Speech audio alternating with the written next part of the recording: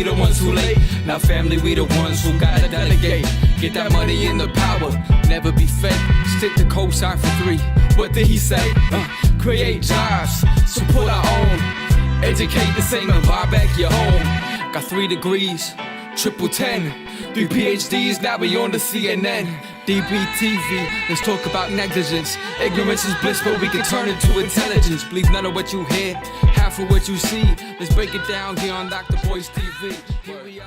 I am Dr. Boyce Watkins. Welcome to drboycetv.com, the home for intelligent Black people. So if you're not Black and intelligent, then you should probably leave. We believe in freedom of speech here, and we allow for any and all conversations. And so as you come into the chat, put your hashtag B1 up. Hashtag B1 is the calling card that we put Black people first, and we look for truthful Black people. We look for solutions, and these solutions may lie in places we don't expect. So today I get the honor and privilege of welcoming Miss Angela Stanton King. Now, Angela, I saw Angela the first time. I think it might have been on The Breakfast Club, and she did a great job there. She has perspectives that are going to challenge some people, and some of you may cheer, some of you may not cheer, but I encourage you to make sure you listen carefully so that we can process all the ideas that are out there. So without further ado, I'd like to ask Ms. King, how you doing today, sister? I'm doing wonderful, Mr. Watkins. Thank you so much for having me on your show today. And let's jump right into it. All right. So let me give everybody the background here. Ms. King, recently you ran for office. Was it in Georgia's 5th district? You were running for Congress. Is that correct? And yeah, okay. That's correct. And you were the Republican candidate. And I think when you finished, you got about 15% of the vote, which wasn't enough to win, but it's enough to you put up a strong fight. So let's start there. Now that election's over, how does it feel after you go through the hard fight of raising money and all the campaigning, and then it doesn't end up the way you wanted to, exactly the way you wanted to? How do you heal from that? I mean, what does that feel like emotionally and otherwise? I mean, it's not, I don't look at it as like it was a bad thing. I look at it as like a great thing. I mean, I was faced with a lot of bias. I mean, just in the city of Atlanta alone, because we know the city has been Democrat for over 140 years. So it definitely was not fair to me in regards to news outlets, radio outlets, television shows, blogs, stuff like that. They're pretty clicked up in this area. Not only that, I had a opponent that absolutely refused to debate me. So of course, she didn't want to lose the opportunity. Well, she didn't want to take the chance of losing votes by being challenged on some of her ideologies and some of her plans that she had for the county. In addition to that, now reports are coming out that there was a water main break in Fulton County in the only room that holds the ballots. And so now the governor has ordered a recount. So outside of all of those challenges, I mean, if you think about just the city of Atlanta alone, and you look at my story, someone who wasn't born with a silver spoon in their mouth, someone who came from the hood and overcome many challenges. And I mean, it was a tough fight, but I had over 51,000 people just in the city come out and vote for me. So I could never look at that as a loss. I look at that as, you know, definitely a gain. I've gained the support of over 51,000 people in this city here alone. And if those 51,000 people tell someone else about who I am or my message, then that's 102,000 people. And I think that the best form of advertisement today is still word of mouth. So I think that what's happening in our current state, especially in our county with several computer glitches being reported, I think that once they do the recount, then I may have more numbers than we originally anticipated. I knew that I was in an uphill battle, but it was okay. I wasn't gonna be scared to run. I wasn't gonna be afraid to show Black people that it's okay to be Republican, that we can still work together, and that, yes, I can have Republican beliefs and still stand for and fight for the Black community. So for me, it was more about running as a Republican to make sure that there was a voice on that side and at that table that represented people like me. Okay, so Ms. King, I'm curious about that. So let's talk about this election. Right now, you know, when you listen to what mainstream media is saying, they pretty much, it's almost like it seemed like out of nowhere, they just suddenly started all agreeing to unanimously declare Biden as the president. And that led me to this question. I was thinking, well, who decides who the president is? I know that people called it, but who's the official body that says this guy truly is the president? Do you think that this was kind of people just, media coming together and saying, okay, this is what we're all going to have the same. It's so sad and unfortunate because as I'm watching this play out, I'm seeing not only the media being biased as it always has, but the media putting this and pitching this as Black women did this, Black women did this, Black women are the backbone, Black women came together and pushed this party forward. And it's like, when the real election results come out, and if it doesn't turn in their favor, then it's going to seem as if Black women have been robbed of something. And I think for me, that's why it's been very important for me to be as outspoken as I have been with my platform to let us know that we are an emotional group of people. And I think people in power have learned to control us through our emotions. In a couple of weeks, if this thing is overturned, I'm afraid of what might happen. Our community is going to be burned down, our business is going to be destroyed. I mean, we've experienced it before. And I just think that when we are talking about we're ready to heal, we can't heal playing partisan politics. We've got to come together and understand that politics are bipartisan. It's going to take all of us to get the job done. So what's wrong with Black people being Republicans? When did we decide that was just a terrible thing?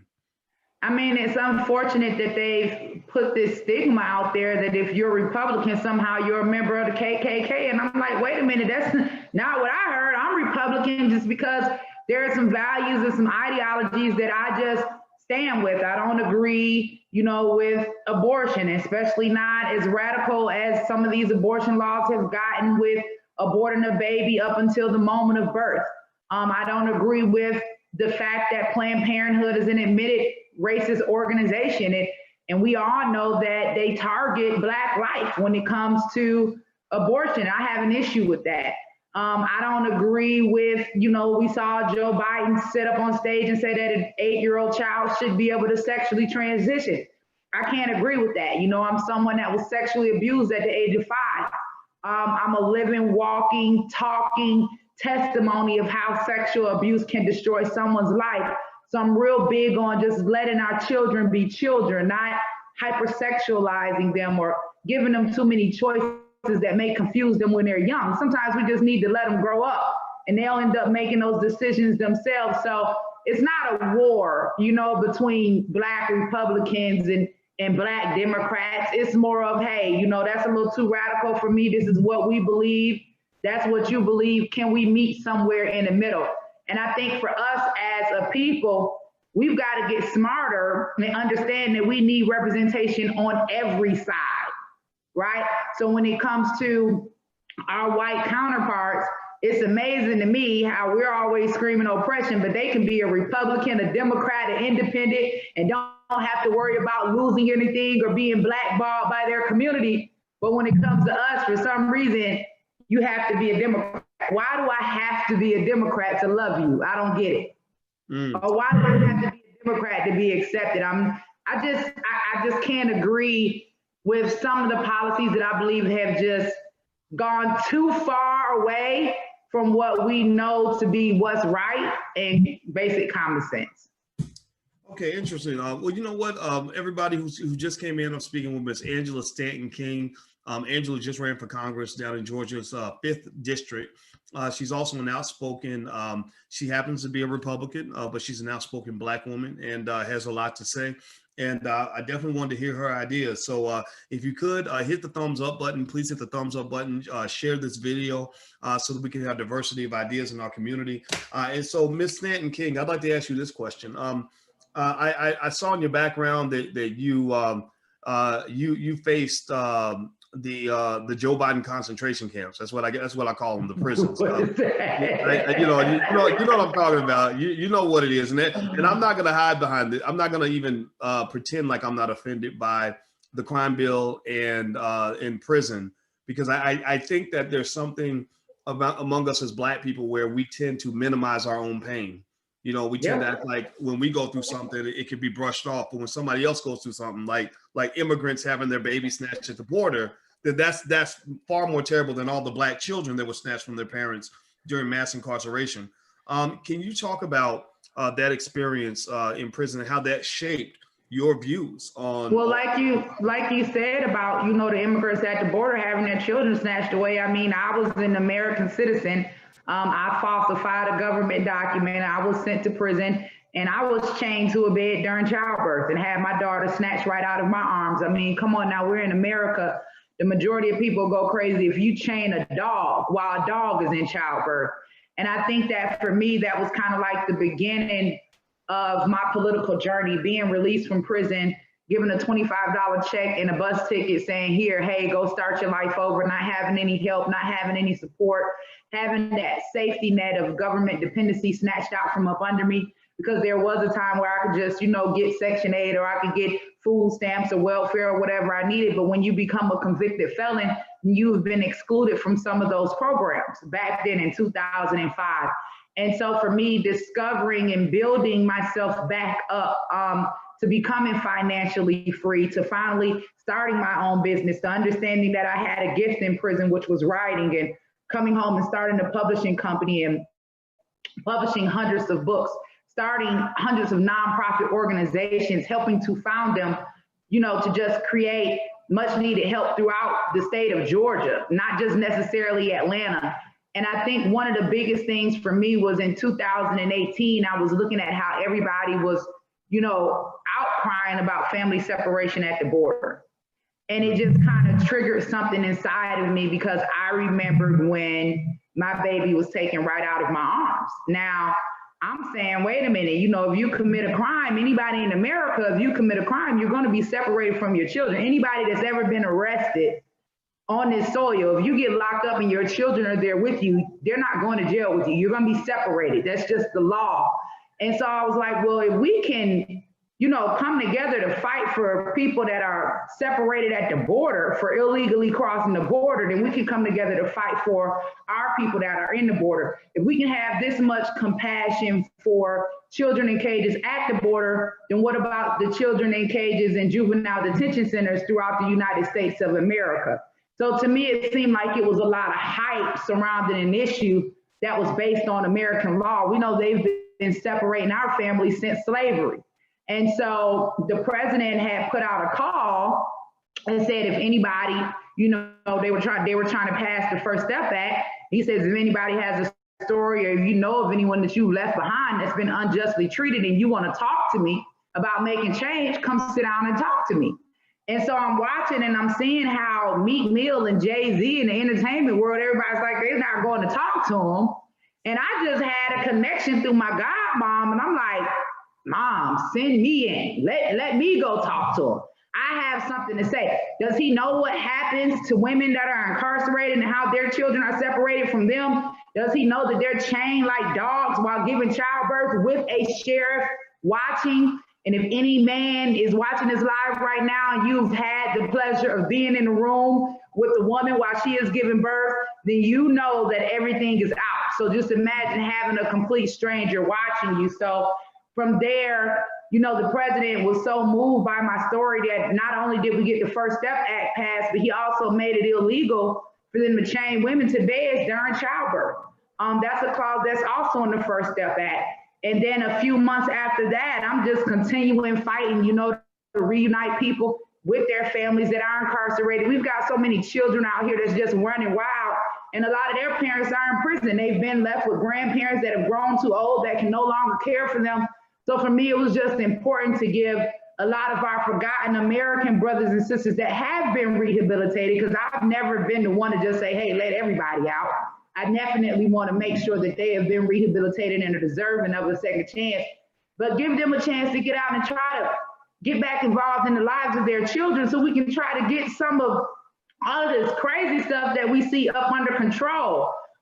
In February of this year, I ended up getting a full unconditional pardon myself.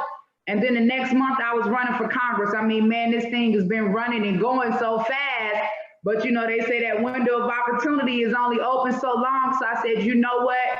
I could bring hope to so many people like me, because it's so many of us that we aren't, you know, necessarily entertainers. You know, we aren't A-list actors, or we aren't gangster rappers, or we aren't, you know, the thing to be nowadays, like Cardi B and them tell it is WAP, or Amber Rose slut walk, or we not, you know, high price prostitutes with the best body off of Amazon. You know, some of us just regular, ordinary, everyday people, but it fought hard to make a difference. And I thought that it was just important, man, to show people like me that's from the hood, like, look, we can change too, you know? And when they talk about make America great, we can make America great for us. Stop listening to these people tell us that we're oppressed, because after everything that I've experienced, look, I wish I could show you the house that I'm living in. God has still blessed me, and I refuse to take no for an answer. And that's just what I want our people to have, that ambition, not that spirit of oppression, but to know that regardless of any obstacles that we face, man, we can take control and we can win this thing for us to make life better for us and for our children. And that's my message. All right, everybody who's watching, I'm speaking with Miss Angela Stanton King. She ran for Congress in Georgia's 5th district. She's joining us today. Do me a favor, hit the thumbs up button. Please hit the thumbs up, share, and subscribe button.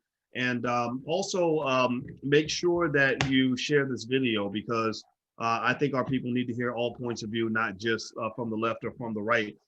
So Angela, so it's interesting when you speak, because I think that there's like this stigma. I think when the word Trump is anywhere in somebody's face, there's a lot of crazy conversations that happen, a lot of crazy beliefs.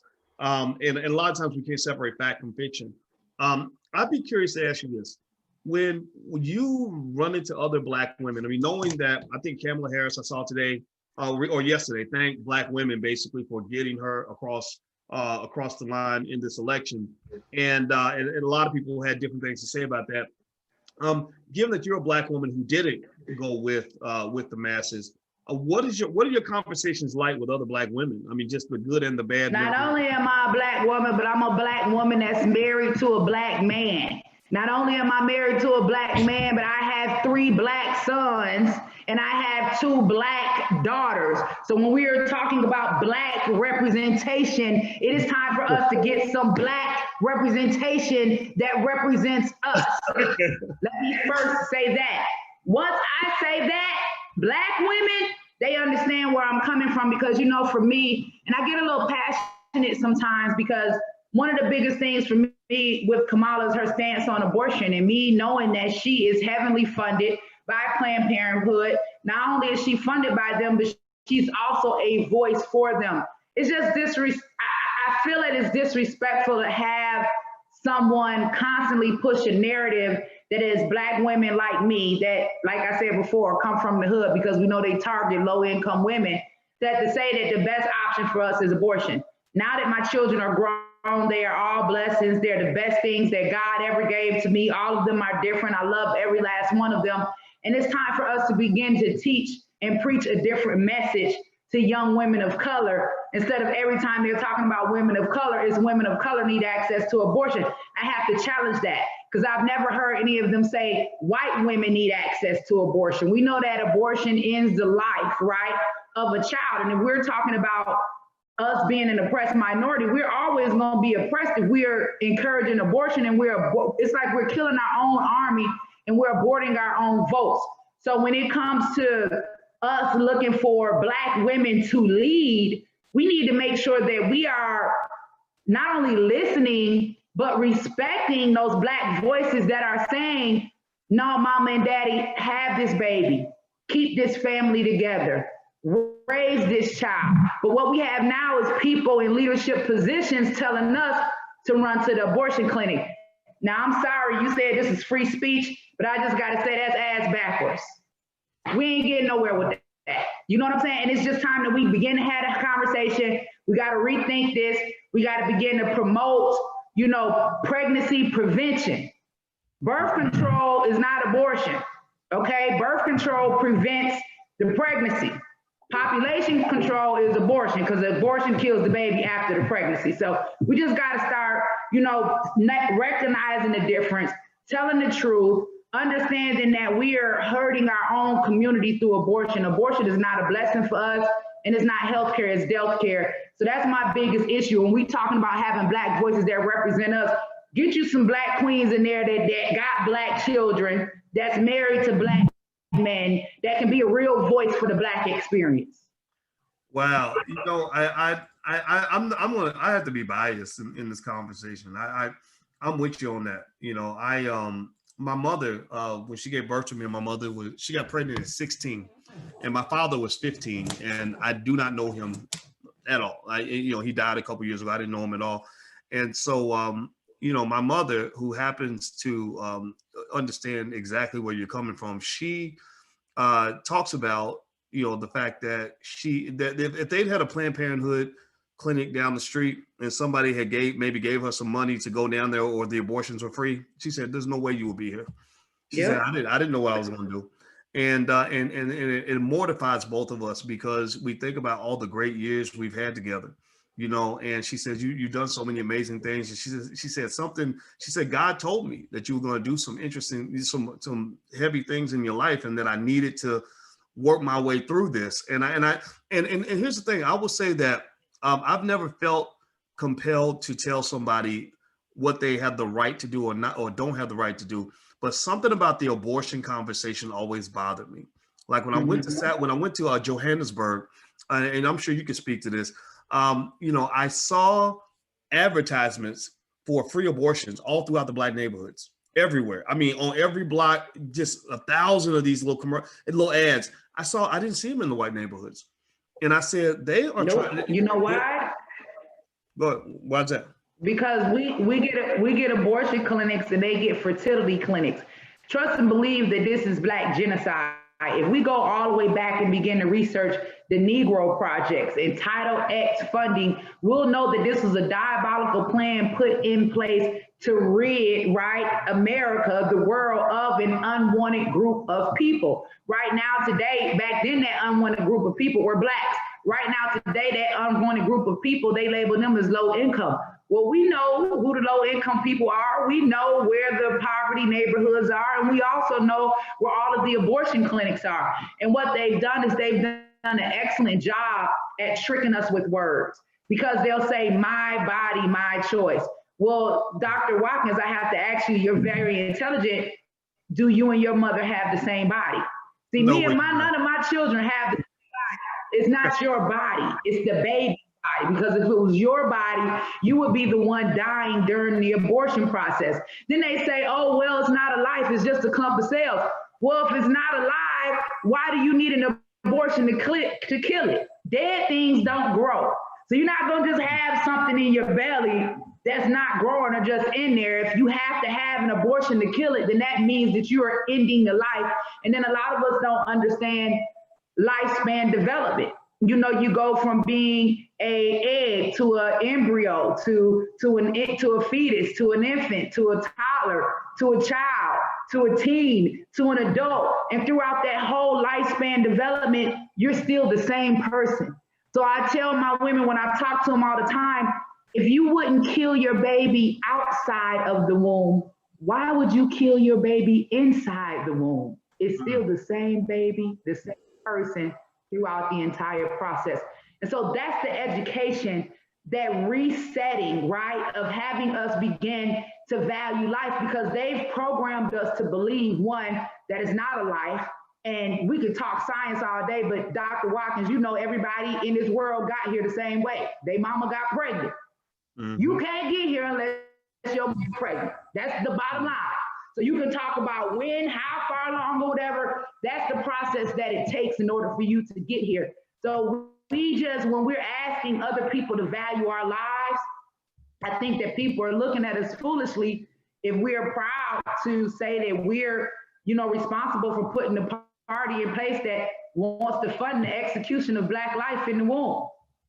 Wow. Well, you know, I'll tell you what, you know, it's funny, as you were speaking, my fiance was walking by and I kind of waved like, come on in, I want you to hear this, because you know, when you talk about that, it's interesting when you mention that the difference between yourself and a Kamala Harris is that you're knee deep in the Black community. You married a Black man, you have Black children, and I'd always even asked that question. I said, how do you go to an HBCU? Met thousands of Black men, and then you marry this dude, and then people got mad at me. Of course, liberals like to label you and attack you, call you names and stuff. So of course it becomes like, oh, you're being sexist, right? And I said, no. I said, right. if Barack Obama, had been married to a white woman, would y'all have really seen him the same? If he walked up and said, here's my blonde hair, blue eyed wife, and my little mixed kids, it doesn't mean you hate him, but there's something to be said about committing to the Black family. That the family that it's hard for me. Like I could not stand in front of Black people and say I'm in it with y'all, and I'm sitting with a white woman behind me. It just does not work. It doesn't fit, because the greatest sacrifice I can make as a man is who I choose to spend my life with. So it was very important. Even when I was single years ago, some people have been listening to me since I was like far from being engaged. I said, if I ever get married, it ain't gonna be no white. It's not gonna happen, because I'm choosing that now. I'm choosing the Black woman, whatever form it takes. So let me ask you about this. So when you, one thing that's really been interesting about this interview is you have talked a lot about incarceration, which I think is a very important issue in our community. You've talked a lot about your feeling on abortion, and I can see the passion coming right out. Would I be, oh, it's okay, take your time. I would ask you this: is there it's interesting to me that Donald Trump really hasn't even come up in the conversation, and so I'd be curious to ask. First of all, is it accurate for me to say that incarceration and abortion are like two of your major talking points? And then why hasn't Trump come into the discussion yet? Just out of curiosity. Well, because you asked to interview me, and so I thought that I would talk about me, and if you brought up Trump, then I would. There's so many times that I get on interviews and they say they want to interview me, and the first question that come out is Trump, and I'm like, bruh, let me see if I can try to get you an interview with Trump, because I can't answer for Trump. I can only answer for me. But one of the reasons why I support the president is because, for worse, I knew his stance on criminal justice reform. And, a lot of people were talking about the Central Park 5, and I looked into that case, and I'm like, I don't want anybody in prison that's been falsely accused. So, of course, I'm glad that those young men are home. I'm glad that they are free, and I'm glad that they have been compensated. And they're like, well, Trump needs to apologize for the Central Park 5. And I'm like, maybe his apology is signing the First Step Act and letting thousands of Black and brown people go free. I said, but when is Joe Biden going to apologize for his 94 crime bill? Not only that, when I began to work with the president and his administration, they were so welcoming. They were so open to me. I mean, they just invited me right in, and the things that I said, they didn't overlook them. They looked into them, they wrote them down, they found out ways to implement my ideas into their plans and their rollouts. And so because I've been fortunate enough to have firsthand experience with the president, it was hard for me to continue to pay attention to a lot of the media bias that I was hearing. Not only that, I knew that this president was the first president to be pro-life in my lifetime. Now for me, that was major because I know that Black life has specifically been targeted through abortion. So when they're talking about Black Lives Matter, how can you say and stand for Black Lives Matters if you don't understand that Black life begins in the womb? So we are not protecting the unborn. And then there was this radical abortion law that was passed that legalized killing a baby up until the moment of birth. And so they were trying to pass the Born Alive Act, saying that if there was an abortion attempt made on this baby's life and this baby survived, that it is his own person separate from the mother, and that the doctor would have to render aid. Every Democrat in office voted against the Born Alive Act. So those were some of the reasons why I stood with this president, why I fought with this president, what he's done for HBCUs, permanently funding HBCUs, what he's done in regards to opportunity zones and these tax breaks for them to rebuild our communities, which we know we need because they've been burnt down right now and they're destitute, and we've lost businesses. And when we lose businesses, people lose jobs. Either way we look at it, people rebuilding our communities benefits us. I get tired of, well, God has blessed me now, but there have been many, many years of me walking over trash and debris and spray painted buildings. I mean, even down there where the John Lewis mural is at. So there are a lot of things that I appreciated about this president. For one, he was willing to listen. I mean, there are a whole team of us that were advocating for people that have been in prison to be free. And every time we went in and talked to this man about someone that was deserving of a second chance, he looked into it, and he's not opposed to giving us a second chance. And so that's one of the reasons why I was one of the biggest advocates for him, because I knew that when it came to Joe Biden and Kamala Harris, that for one, Joe Biden had been in office for 47 years. The only thing we've gotten from them is abortion, welfare, and mass incarceration. He wrote the 94 crime bill. Kamala used it to her advantage. We have hundreds of thousands of Black and brown people still incarcerated right now to this day that I'm going to continue to advocate for and fight for. But those are some of the reasons why, I completely support this President Trump, and will stand by him. You people just going to have to get mad. But I mean, if he did something and I felt like it was wrong, I say it. But at the same time, I've always said that I would never apologize for my favor. If God put me in a position to be connected to a president that would be willing to listen to issues coming from a Black woman that's representing the community, not only be willing to listen, but be willing to change it, why not? I can't operate in emotion. I have to get things done, and that's what I did. So, Angela, what do you say to those people who, I've seen people say that they aren't concerned about what Biden did with the crime bill. They say, well, he's changed. He's a different person. We need to move on.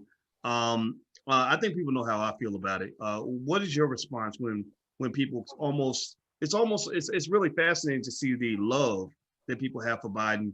And it's almost a complete contradiction to any concern we might have for the people that are still locked up. I mean, these are human beings. These are Black human beings that are still in prison right now from that crime bill. And it's almost like people act like it never happened, like it's gone. Like, what do you say to that? I mean, it hurts my feelings. For one, it hurts because, Trump said, I have $500 billion plan for Black businesses and for the Black community. And Joe Biden said, if you don't vote for me, I ain't Black. And Black folks had the nerve to choose the one that said, if you don't vote for me, I ain't Black. Like, they got to prove to these white folks that they Black. We know you Black. We know you Black. Can we get something out of this? Because we're never going to be free as long as we have to be dependent on the government. And what I've learned to understand, because I'm a psychology major, I'm actually getting my degree next week. What I've learned to understand is that confirmation bias is a real thing. And people can see something, right, a certain amount of times and just believe it to be true. Media manipulation is another thing. They'll take one little clip and play it over and over again, and then they'll give you their comments on it, and you'll be believing that that's exactly what happened without doing your own research. I think our biggest downfall for the Black community is media manipulation, listening to celebrities that are well off in life, sitting from behind their computers in their mansions on the hill, telling you that you're oppressed and you can't make it as a Black person, but somehow they done made it. Celebrities, rich celebrities, can I call them out? Oprah, LeBron James, Jay-Z, Diddy, all of these people, they got all these billions in this network, right? Telling you that you're oppressed and we can't make it, but somehow they can have a concert and raise money to donate to the Democrats, but they can't have a concert to raise money to rebuild our communities. I'm tired of listening to rich celebrities tell me that I'm oppressed. Wow. Well, that point you made on celebrities makes me think about another celebrity who went against the grain, and that was Ice Cube. And I talked a lot with Ice Cube as he put together his contract with Black America. I talked to him before he went to the Democrats and the Republicans.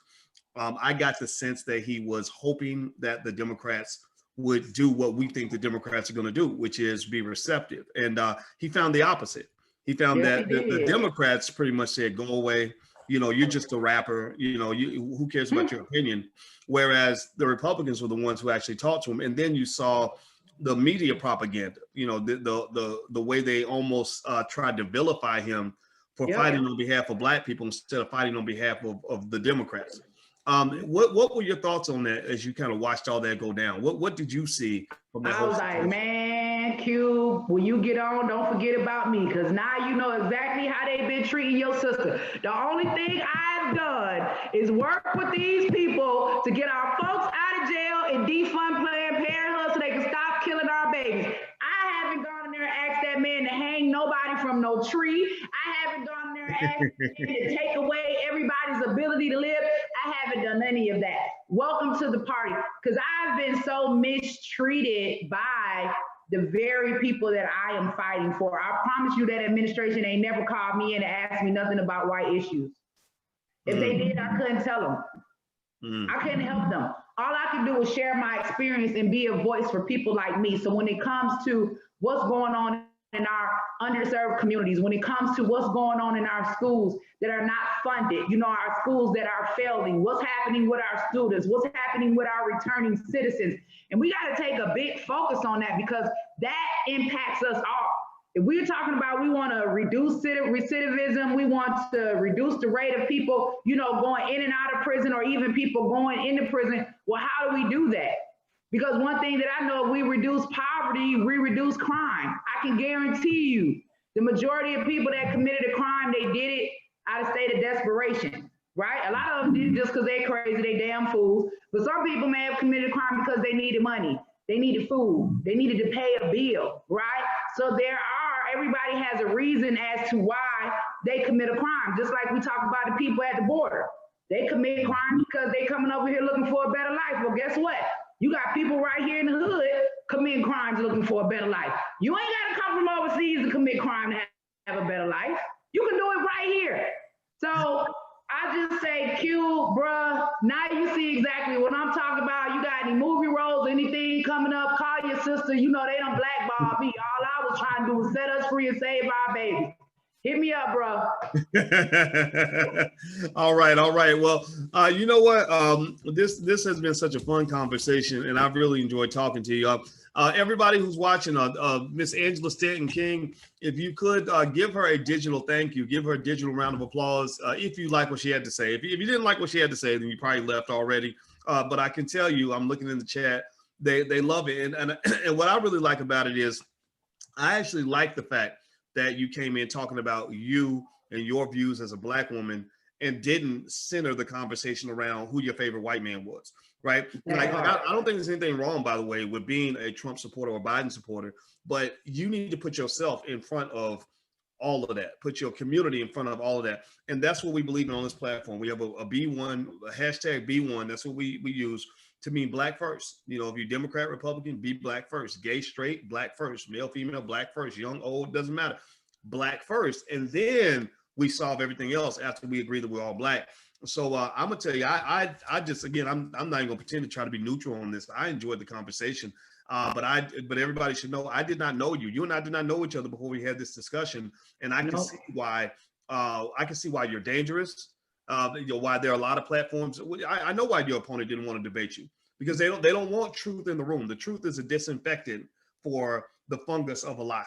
Right. And these lies have been allowed to fester for a long time. And when you get somebody in there speaking truth, it's like you shine the light shining the sunlight on the fungus, and the fungus dies, and they do their dirt in the dark. Because you cannot tell me, if you look at these communities, a lot of these communities have been run by the people we love and trust, our so-called allies. And I'm like, if they are allies, how come my babies can't read? And we got abortion clinics everywhere, and Black people are falling behind in wealth, and kids getting shot up in the hood. I'm talking about a block and a half away from Barack Obama's house. Kids were getting shot down. They had nothing to say about that. So I'm like, you know what? I don't care what your solution is. As long as it's different from the same crap we've been hearing, I want to hear it all. So thank you very much for your courage. I'm going to tell you, I'm going to tell everybody, if she was running in my district, she would get my vote. I don't say something like that much, but you would get my vote, sister, because I love what you're saying about the incarceration issue. You know, I've had several family members incarcerated. It broke my heart. I had an older uncle who's like an older brother to me. We were very close in age, and I looked up to him. He was my favorite person on the earth, and he went to prison when I was 11. So I lost my role model, and terrible things happened to him in prison. I'll just say that, and it derailed him for the rest of his life. And it just makes, I almost cry on the inside. The little boy in me cries on the inside whenever I think about that. And there's 100,000 stories like that. And our stories matter. You know, Black people matter.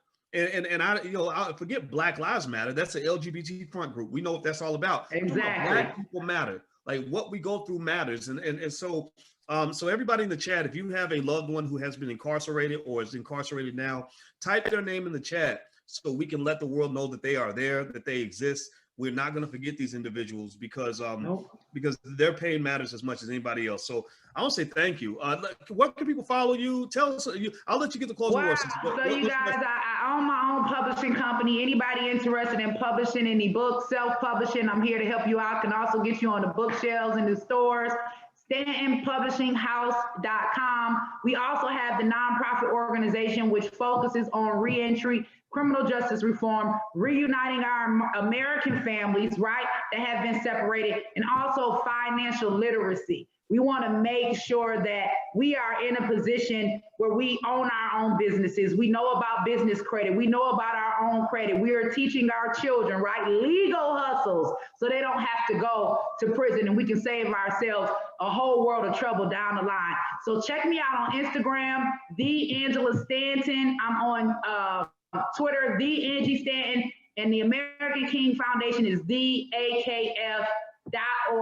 Guys, if you got a couple of extra dollars, head over to the nonprofit organization, donate. We help to take care of people that are in prison that aren't able to make commissary. We help to file court filings on behalf of people that can't afford to.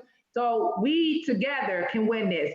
I want us to eventually get to a place where we can come together and do what we need to do for our community, for our communities, without having to feel like we have to beg the government. You know, there are enough of us that have made it.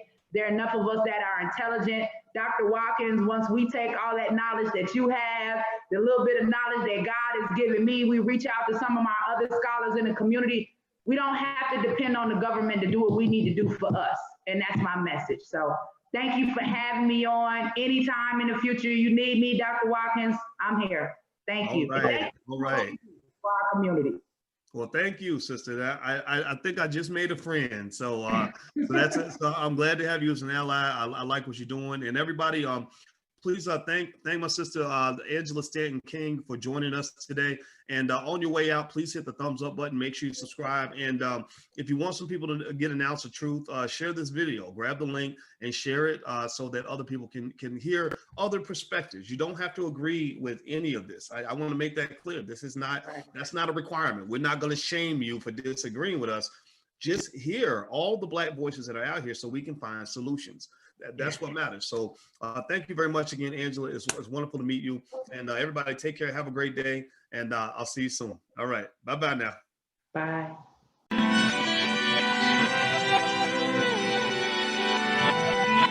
Here we are, clan the isms, cataclysm great. Our people out here struggling, trying to make it in this state. Everybody out here doing it, but we the ones who late. Now family, we the ones who gotta delegate. Get that money in the power, never be fake. Stick to cosign for 3. What did he say? Create jobs, support our own. Educate the same and buy back your home. Got 3 degrees, triple 10. 3 PhDs, now we on the CNN. DBTV, let's talk about negligence. Ignorance is bliss, but we can turn it to intelligence. Believe none of what you hear, half of what you see. Let's break it down here on Dr. Boyce